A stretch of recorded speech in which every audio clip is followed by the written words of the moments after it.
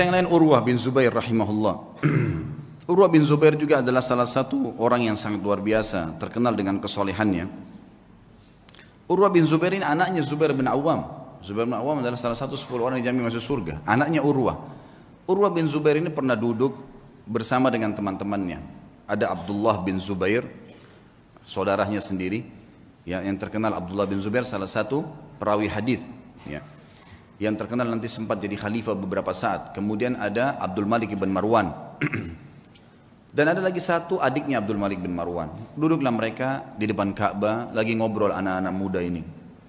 Kemudian mereka sambil berkata, cobalah kita saling memohon kepada Allah, berharap sesuatu yang paling dia harapkan di depan Ka'bah. Siapa tahu Allah kabulkan.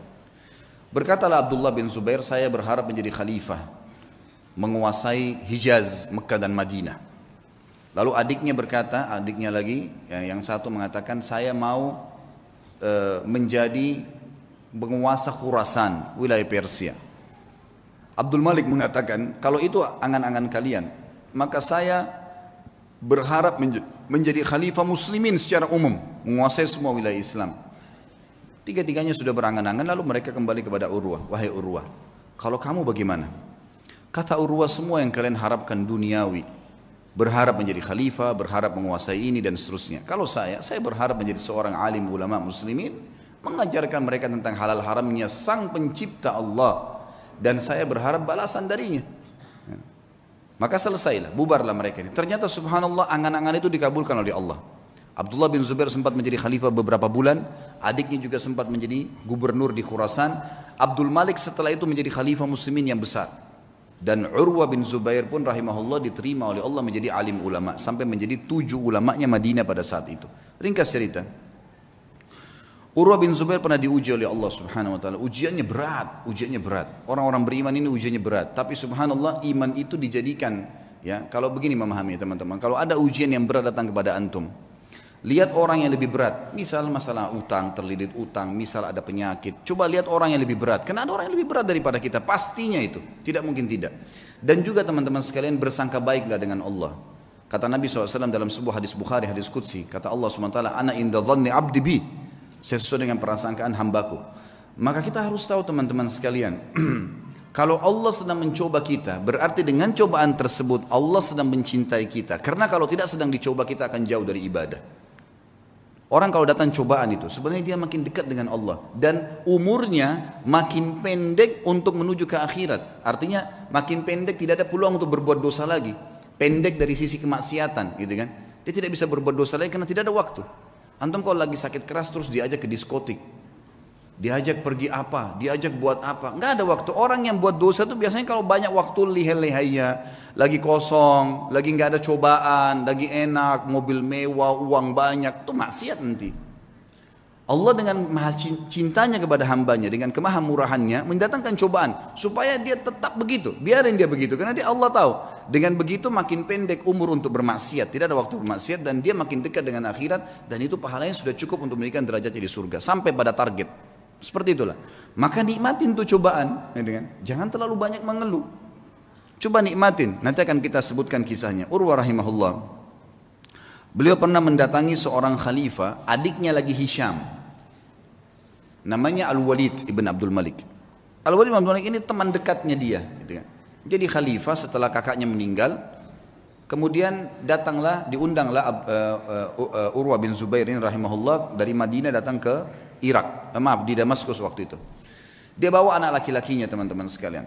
Anak laki-lakinya ini anak laki-laki yang sudah hafal Quran, umurnya sekitar 20 tahun, dibawa sama Urwah, dan ini mau dicetak jadi kadernya dia.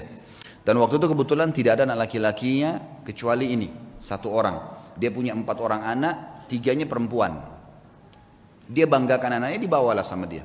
Ringkas cerita, begitu memasuk istanahnya Al-Walid rahimahumullah, kemudian anaknya berkata, ayah, saya ingin melihat kuda-kuda kerajaan, bisa nggak? Oh ya silahkan, kata ayahnya. Saya akan bertemu dengan Amir Mu'minin, ngobrol, kamu silahkan lihat. Dia lihatlah. Lagi ngobrol nih, Urwah bin Zubair sama Khalifah Al-Walid lagi asyik ngobrol, tiba-tiba datang berita. Seorang pengawal masuk ketakutan, tiba-tiba memotong pembicaraan khalifah, dan ini adabnya pada saat itu, ada peraturan di kerajaan tidak boleh memotong pembicaraan khalifah kecuali penting sekali. Datang ketakutan dan akhirnya dia mengatakan, saya harus memotong pembicaraan Anda. Kata mereka, kata Al-Walid, kenapa kamu ini? Ada apa memotong pembicaraan saya? Sahabat saya baru datang terus tiba-tiba dipotong. Ada penting? Ada penyerangan musuh? Dia bilang, enggak Amir Mu'minin, ada penting tapi bukan penyerangan musuh. Anaknya Tuan Urwah mati. Tadi di kandang kuda, waktu dia lagi nonton kuda Anda, kuda kerajaan, saking asyiknya sampai kami sudah menahan tapi dia tetap mau mendekat. Ada satu ekor kuda mengangkat kakinya, menendang dadahnya, mati. Sekarang tergeletak mati. Kami bingung mau ngapain nih. Anaknya tadi satu laki-laki umur 20 tahun mati. Al-Walid kaget. Ini yang tendang kudanya dia. Mati di kerajaan dia. Tetap dia shock gitu kan. Tidak enak. Tapi subhanallah dia balik ke arah Urwah. Urwah senyum. Urwah senyum. Lalu Urwah mengatakan, Inna lillahi wa inna ilahi raji'un. Berikan jenazahnya biar saya yang urus. Dengan sangat tenang dia turun dari duduk tadi bersama khalifah, dia lihat jenazah anaknya, ditutup matanya, diuruslah jenazahnya sama dia, dimandikan. Kata perawi kisah ini, tidak ada setetes pun air mata yang jatuh dari matanya Urwah. Dia urus jenazahnya selesai. Kemudian dia bilang sama Walid, saya mau turunkan anak saya di kuburan sendiri. Baiklah, turun. Begitu turun subhanallah di kuburan. Dalam kisah ini dikatakan ada satu penyakit teman-teman.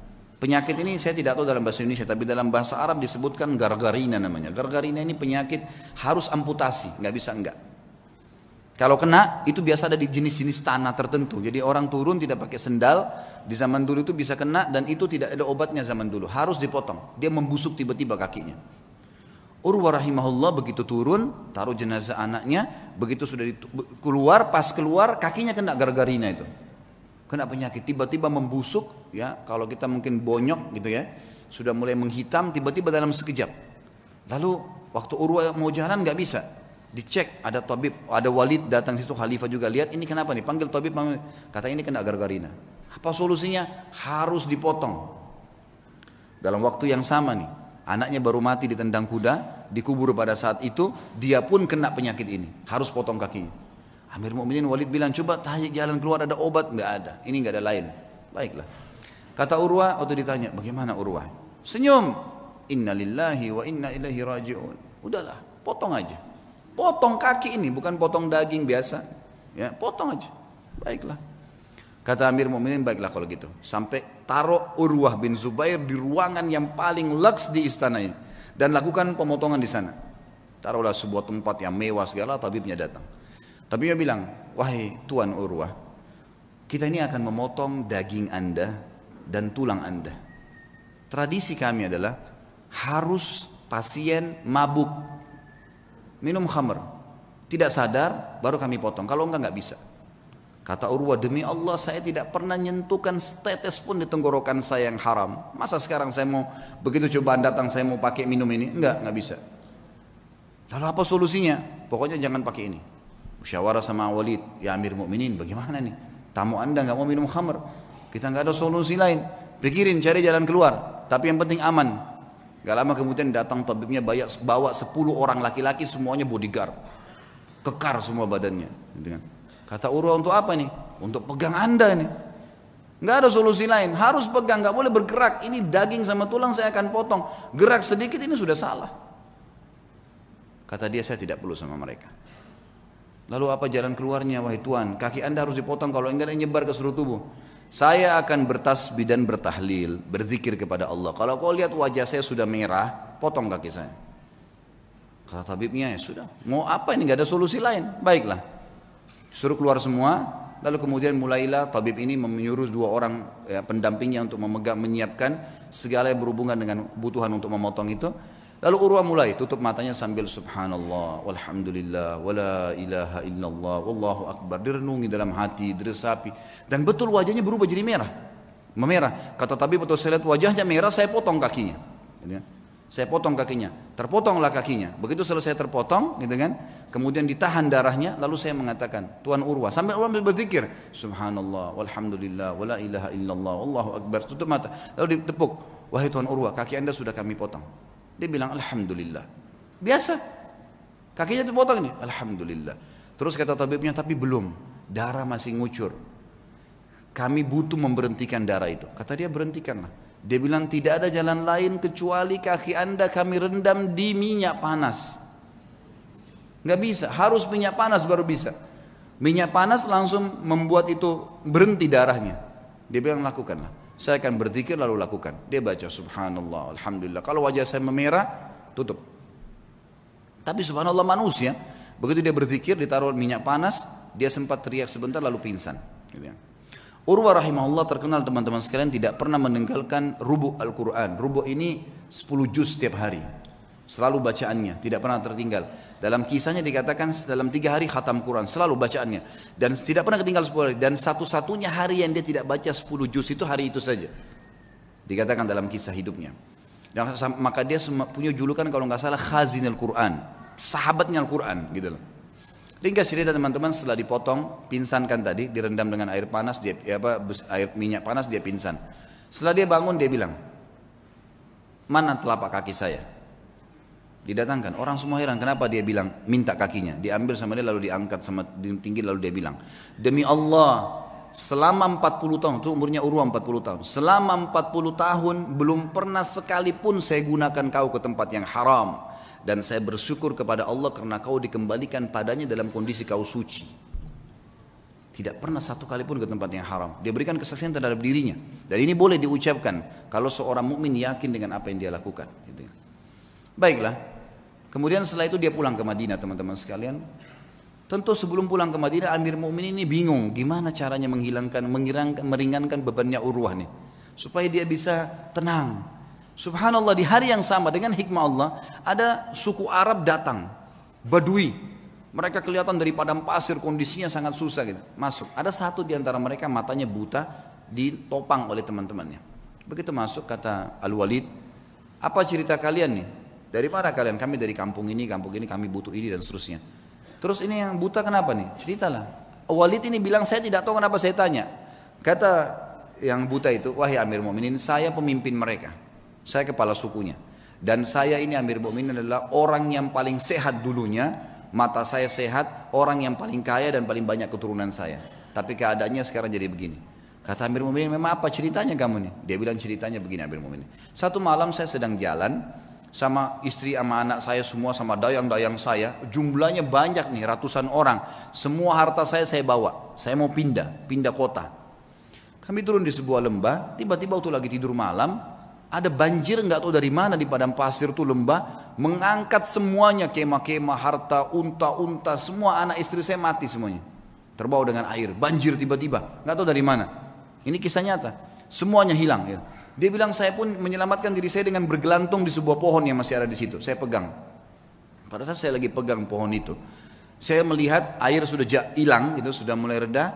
Tinggal ada satu ekor unta yang terikat di tali tadi dan ada anak saya tergantung dengan bantal tidurnya itu di sebuah ranting pohon gitu. Maka saya pun turun melihat anak saya masih hidup, saya pun coba selamatkan dia. Saya biarkan anak saya itu, kemudian saya kembali ke unta tadi ingin membuka talinya. Waktu saya ingin membuka talinya, saya dengar anak saya menangis. Saya balik, ternyata leher anak saya, kepalanya sudah di mulut serigala. Dia bilang saya balik mau kejar udah nggak bisa, anak saya sudah dibawa lari sama serigala itu. Maka saya cuma mau selamatkan diri saya sendiri. Begitu saya balik ke arah unta ini mengangkat kakinya dan menendang ke mata saya sehingga saya buta. Maka dalam satu malam Amir Mu'minin saya jadi orang yang buta, jadi sakit, anak istri saya hilang, harta saya semua habis. Kata Amir Mu'minin Al-Walid, alhamdulillah yang telah mengutus kamu datang ke sini. Berikan semua apa yang dia mau orang ini, penuhi semua kebutuhannya dan bawa dia kepada Urwah, suruh ceritakan kisahnya. Diceritakan lagi kisahnya untuk meredam. Ya ternyata di atas Urwah masih ada yang lebih berat gitu. Urwah berterima kasih pada Walid, kemudian dia pulang ke Madinah. Waktu pulang ke Madinah, orang-orang semua pada datang nih. Sabarlah, beginilah, begitulah, dan seterusnya. Saya sebutkan dalam bahasa Arab ya.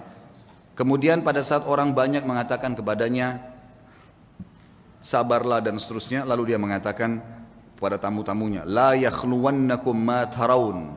Jangan sampai kalian merasa sedih dengan apa yang kalian lihat. Atau kalian mungkin menganggap ini sesuatu yang berat. Faqad wahaballahu azza wa jalli arba'a minal banin. Sesungguhnya Allah mengaruniakan saya 4 anak. Fa akhadha wahidan, dia mengambil 1, wa abqali 3 dan masih memberikan saya 3. falahul hamd, maka saya bersyukur dengan itu, dengan matinya anak saya. Wa a'tani arba' minal atraf, dan memberikan kepada saya 4, 2 tangan 2 kaki. Fa akhadha minhu wahidan, dan dia cuma ambil 1 saja. Wa abqali 3 falahul hamd, dia meninggalkan 3, saya bersyukur dengan itu. Kakinya dipotong bisa bersyukur, luar biasa ya. Fa wallahi, demi Allah, dia bilang, dia motivasi dirinya dan juga motivasi kepada orang yang dengar. Lau akhadallahu minni qalila, kalau seandainya Allah mengambil sedikit dari saya, faqad abqali katsira, dia telah meninggalkan buat saya hal yang banyak. Fa in ibtalani marrah, kalau dia coba saya dengan 1 kali, faqad talama afani marrat, dan dia telah memaafkan saya dan menyelamatkan saya dalam banyak kejadian yang lain. Semua orang pun akhirnya berterima kasih pada Urwah, dan akhirnya mereka pergi. Dan beliau berkata kepada anak-anaknya pada saat itu, untuk menjelaskan apa yang membuat dia kekar seperti itu. Ya baniya, wahai anak-anakku, yang masih hidup ada 3 orang, ada istrinya, semua keluarganya masih ada. Ta'allamul ilm, belajarlah ilmu agama yang benar. Wa'tuhu haqqah, dan lowongkan waktu untuk itu, kasih haknya. Jangan cuma anggap remeh kapan ada waktu ta'lim, enggak. Lowongkan waktu, harus setiap hari dengar ilmu. Innakum in takunu sighara qaumin, kalau seandainya hari ini kalian menjadi orang yang kecil, fa'asallahu an yaj'alakum bil ilmi kubara'al qaum, maka satu waktu pasti Allah jadikan kalian orang yang besar karena ilmu itu.